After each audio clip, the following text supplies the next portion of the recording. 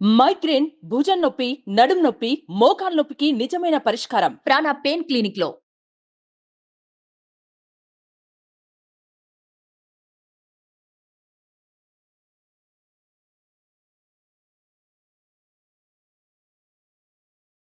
పదకొండవ రాశి అయినటువంటిది కుంభరాశి.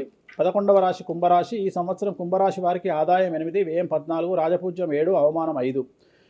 శని జన్మం నుండి మళ్ళీ ఏలినాటి శనికి వస్తున్నాడు. 3వ ఫేజ్ ఏలినాటి శని ఈ సంవత్సరం ప్రారంభమవుతుంది. శని వల్ల సమస్యలు కనిపిస్తూ ఉన్నాయి. ముఖ్యంగా మానసికమైన ఆరోగ్యపరమైన ఇబ్బందులు. ఏలినాటి శని ప్రభావం తీవ్రంగా ఉండడం వల్ల మతి భ్రంశము, బుద్ధిమాంద్యము, ఏమి చేయాలో తెలియనటువంటి పరిస్థితి, అలాగే ఆరోగ్య భంగములు, ఆదాయమునకు ఇబ్బంది, అలాగే ఈ సంవత్సరం ఇన్కమ్ ట్యాక్స్ లేదా జిఎస్టీ సంబంధిత సమస్యలు, న్యాయపరమైన ఇబ్బందులు, సంతానం వల్ల చికాకులు, మరీ ముఖ్యంగా తల్లిదండ్రులలో ఒకరికి ఆరోగ్య భంగములు లేదా ప్రాణ నష్టం అనేటువంటిది ఈ సంవత్సరం గోచరిస్తూ ఉంది. వ్యాపారస్తులకు ట్యాక్స్ల పరంగా ఇబ్బందులు, ప్రభుత్వ ఉద్యోగస్తులకు ఐపీఎస్, ఐఏఎస్ లాంటి వారికి ఏసీబీ లేదా సిబిఐ లేదా ఈడీ నుండి సమస్యలు ఏర్పడే అవకాశాలు కనిపిస్తూ ఉన్నాయి. అలాగే వాహన ప్రమాదాలు గోచరిస్తూ ఉన్నాయి. రాత్రిపూట ప్రయాణాలను వాయిదా వేసుకోండి. అలాగే దోష నివారణలు అనగా నల్ల రంగు బట్టలకు దూరంగా ఉండండి. బ్లూ కలర్ దుస్తులను ఎక్కువగా ధరించండి. తిరునల్లార్ శనీశ్వర ఆలయంలో ప్రత్యేకమైన శని పూజ నిర్వహించుకోవడం వల్ల ఈ సమస్యల నుండి బయటపడతారు.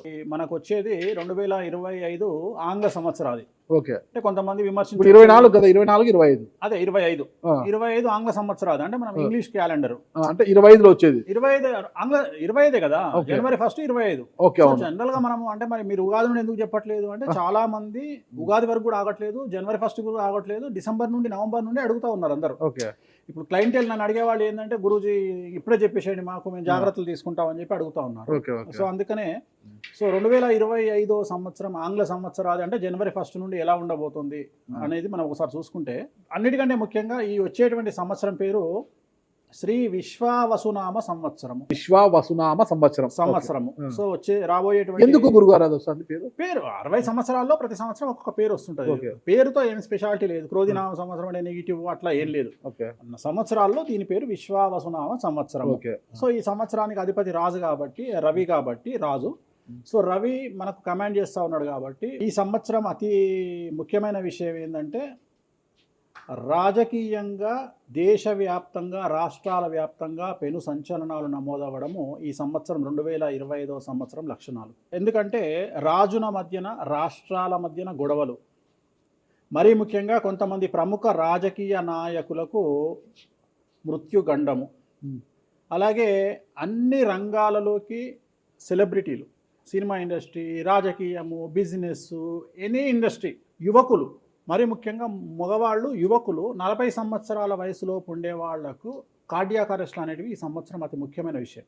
ఎందుకంటే ఆల్రెడీ మనం చూస్తున్నాం ఇప్పటికే, కానీ వాటి తీవ్రత పెరిగే అవకాశం ఉంది. కారణం ఏంటంటే రవి కమాండ్ చేస్తూ ఉన్నాడు కాబట్టి. రవి అంటే చర్మము, హార్ట్, కళ్ళు, ఎముకలు. సో కరోనా లాంటి అంత పెద్దది కాకపోయినా ఒక సమస్య, ఒక వైరస్ మళ్ళీ ప్రపంచాన్ని బాధించే అవకాశం ఉంది.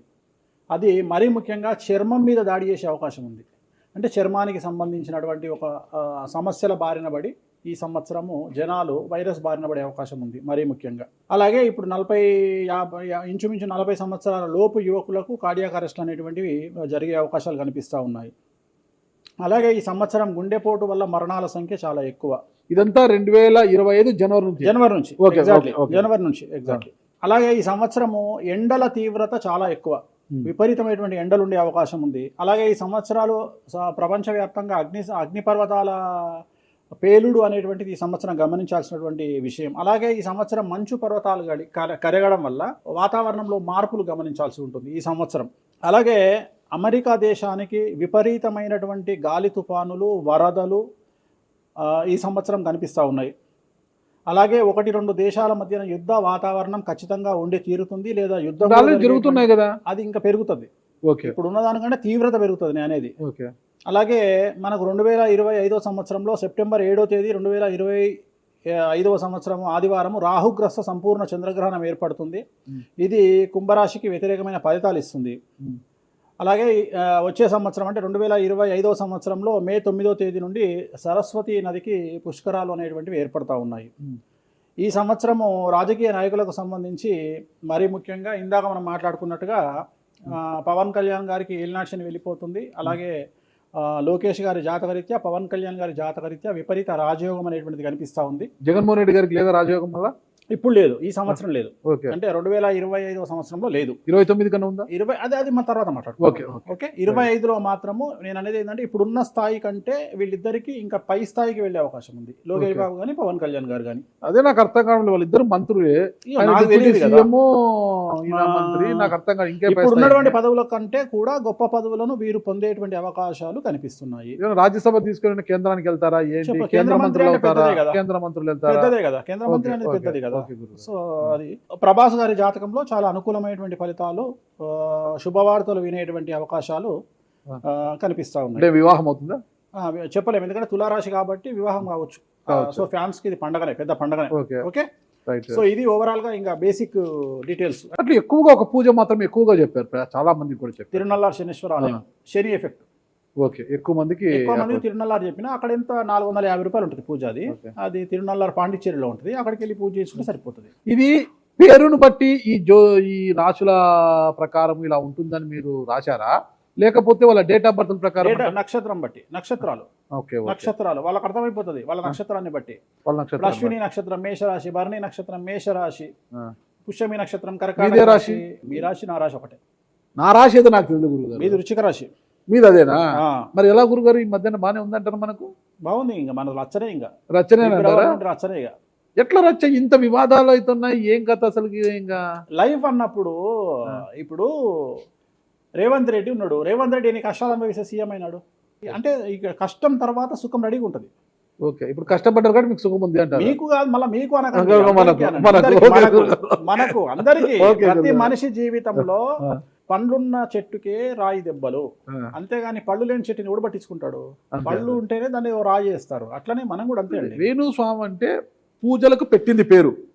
పెద్ద పెద్ద రాజకీయ నాయకులకు, ముఖ్యమంత్రులకు, కేంద్ర మంత్రులకు, పెద్ద పెద్ద వాళ్ళకు కూడా, ఇక్కడ కాదు మీరు అబ్రాడ్స్ కూడా వెళ్ళి పూజలు చేసి వస్తున్నారు. చాలా కాస్ట్లీ స్వామి, చాలా గొప్ప పూజలు చేస్తుంటారు, అంత పవర్ఫుల్ పూజలు. అంటే ఇప్పుడు మీరు చేస్తున్న పూజల మహిమ వల్లనే మీ మీద ఇన్ని వివాదాలు వచ్చినా కూడా మీరు బయటపడగలుగుతున్నారు. 100% పర్ఫెక్ట్. ఇక దానికి ఆన్సరే లేదు. ఇక ఇప్పుడు మనం కొట్లాడాలంటే 10 రకాలు ఉంటాయి, మనం కొట్లాడతలేము. అందుకనే మనం ఒకటే, మన పూజల్ని మనం నమ్ముకుంటున్నాం అంతే, అమ్మవారిని నమ్ముకుంటున్నాం.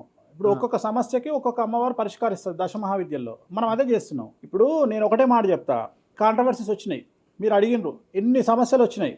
జనాలు ఏం ఆలోచిస్తారంటే వేణుస్వామి ఈ సమస్యల నుండి బయటపడతాడా, పడితే ఎలా పడతాడు. నేను ఒకటే అనుకుంటున్నా, ఇంతమందికి పూజలు చేసి వాళ్ళ సమస్యల నుండి బయటపడడానికి ప్రయత్నించే నేను, నాకు వచ్చిన సమస్యను కూడా అదే పూజల ద్వారా బయటపడడానికి ప్రయత్నం చేస్తున్నాను. వివాదాలు చుట్టుముడుతున్నాయి, సోషల్ మీడియాలో వైరల్ అవుతున్నాయి, ఉమెన్ కమిషన్ మీ మీద ఫిర్యాదులు చేశారు. ఇన్ని చేసినా కూడా ఎక్కడా మీకు ఉచ్చు బిగుసుకోవడం లేదు, బయటపడుతున్నారు. ఇది మీ పూజల మహిమనా, లేకపోతే ఏమన్నా బ్రైబ్ చేస్తున్నారా? అమ్మవార్లు ఇప్పుడు ఉదాహరణ, మనం తెలుగు రాష్ట్రాల్లో ఉంటాం, వెంకటేశ్వర వారు అంటే మనకు తెలుసు. ఇప్పుడు తమిళనాడులో పెరుమాళ్ అంటారు వెంకటేశ్వర స్వామిని. అదే నార్త్ ఇండియాకి వెళ్తే బాలాజీ అంటారు. వాళ్లకు బాలాజీ అంటే చాలా భయం. అలాగే మన రాష్ట్రంలో మనకు తెలిసిన వాళ్ళకి కామాఖ్యలో ఉండే అమ్మవారు అంటే భయం. కానీ తెలియని వాడికి భయం ఉండకపోవచ్చు, వాడి ఇష్టం వచ్చినట్టు కామెంట్ చేయొచ్చు అమ్మవారు. చాలా మందికి మీరంటే భయం అనుకుంటా, అంటే మనం చేసే పూజల వల్ల ఉండొచ్చు. ఓకే, నేను అనేది ఏంటంటే, నేను చేసే అదే ఇందాక మనం మాట్లాడుకున్నప్పుడు అదే చెప్తున్నా, వామాచారంలో పూజలు చేయాలంటే భయపడతారు. కారణం ఏమిటి అంటే ఖచ్చితంగా మందును ముట్టుకోవాలి, నాన్ వెజ్ను ముట్టుకోవాలి. దానికి వీళ్ళు చేసే పూజలు అడ్డుపడతాయి. అంటే వీళ్ళు సమాజంలో భయపడతారు కాబట్టి వీళ్ళు వాటి జోలికి పోరు. తాంత్రిక పూజలు లాగా ఉంటాయి మీరు చేసే. తాంత్రిక తంత్ర మార్గం అంటారు దాన్ని. శ్రీకాళహస్తిలో కాదు శ్రీకాళహస్తిలో రావుకేతు పూజ చేయించుకున్నారు కదా, తాంత్రిక పూజలే. అది నిమ్మకాయ పెడితే తంత్రమే, గుర్తుపెట్టుకోండి. నిమ్మకాయ ఎక్కడ పెట్టినా తంత్రమే. మిమ్మల్ని కాపాడుతోంది మీరు చేస్తున్న పూజల మహిమే. అంతే అంతే అంతే, వాళ్ళే చూసుకుంటారు.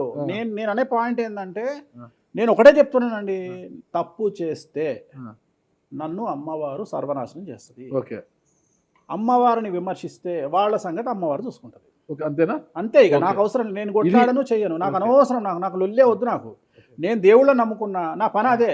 నాకు హిమాచల్ ప్రదేశ్ కామాఖ్య కాకపోతే, బాగాలముఖి కాకపోతే, తారాపీఠ పోతే, ఇప్పుడు మన తారాపీఠ పోయి వచ్చిన. చాలా మందికి తెలియదు, తారాపీఠ అని కలకత్తా నుండి 300 కిలోమీటర్లు ఉంటుంది. మీరు కావాలంటే గూగుల్ చేయొచ్చు. తారాపీఠ అని అమ్మవారు అండి. ప్రతిరోజు శ్మశానంలో ఉంటుంది అమ్మవారు, ఒరిజినల్ శ్మశానంలో ఉంటుంది.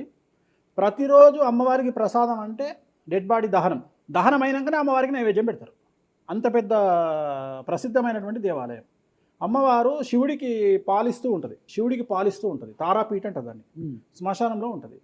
ఆమె జనరల్గా ఎవరైనా సరే ఎందుకు పూజ చేస్తారు అంటే, జీవితంలో మనం వెళ్తూ ఉన్న సందర్భంలో సడన్గా స్టక్ అయినామనుకోండి, బౌన్స్ బ్యాక్ అవ్వడానికి పనిచేస్తుంది. అంటే ఉదాహరణ, ఒక ముఖ్యమంత్రి స్థాయి వ్యక్తి ఓడిపోయినప్పుడు, ఒక మంత్రి పోయినప్పుడు, ఒక ఐఏఎస్ సడన్గా తన జాబ్లో డిస్టర్బెన్స్ వచ్చినప్పుడు, ఐపీఎస్ డిస్టర్బెన్స్ వచ్చినప్పుడు ఈ పూజ కనుక అమ్మవారిని దర్శించుకుంటే ఒక్కసారి మళ్ళీ వాళ్ళు బౌన్స్ బ్యాక్ అవుతారు.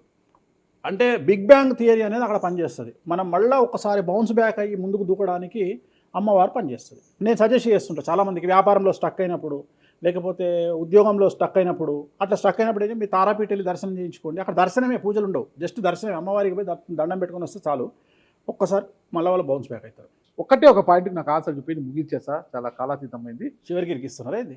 లేదు. ఏం లేదు. ఇప్పుడు ఏపీలో అంటే గత ప్రభుత్వ హయాంలో, వైసీపీ హయాంలో వీళ్ళ మీద కేసులు పెట్టారు. ఇప్పుడు వీళ్ళ అధికారులు వీళ్ళ మీద కేసులు పెడుతున్నారు కదా. ఈ కేసుల పరంపర ఇలా కొనసాగి జగన్మోహన్ రెడ్డి గారు జైలుకి వెళ్ళే అవకాశం ఉంది. వచ్చే సంవత్సరం మే 9వ తేదీ వరకు అవకాశం ఉంది, దాటితే లేదు. ఇది ఓవరాల్గా వేణుస్వామి గారు ఇచ్చారు. మీకు ఏదైనా అనుమానాలు ఉన్నా డైరెక్ట్గా వేణుస్వామి గారికి ఫోన్ చేయండి, మీ అనుమానాలను నివృత్తి చేసుకోండి. థ్యాంక్ యూ గురుగారు, నమస్తే. ఓకే, ఓం నమో వెంకటేశాయ.